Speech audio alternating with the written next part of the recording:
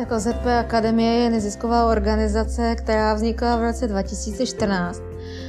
Nejsme ale tak úplně běžná nezisková organizace, jsme trošku zvláštní hlavně v tom, že zaměstnáváme 100% osob se zdravotním postižením na všech pracovních pozicích.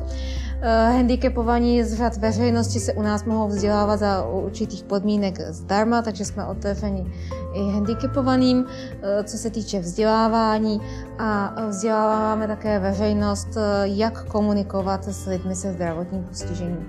Často se nás lidi ptají, jak vůbec můžeme fungovat, když všude máme handicapované, na všech pozicích, ještě ve správní radě, prostě všude. A celé to řídí ředitelka, která nevidí, to je úplná katastrofa. A může to na první pohled vypadat, že opravdu řídíme tu organizaci naslepo, ale fakt neřídíme. Ale k tomu, aby jsme mohli organizaci dobře řídit, tak tomu potřebujeme technologie. Ale technologie, které jsou přístupné lidem se zrakovým postižením, což taky není v dnešní době úplná samozřejmost. Takže jsme začali hledat nějaký systém. Na trhu jich je poměrně velké množství, ale paradoxně žádný z nich nesplňoval tu podmínku přístupnosti. Přístupnosti je pro nevidomé. Takže jsme dospěli k tomu, že musíme jít vlastní cestou a musíme si zkusit něco naprogramovat sami. Tak Microsoft jsme vybrali kvůli jeho dostupnosti. Pro nás díky TechSupu vlastně jsou Microsoft technologie přístupné.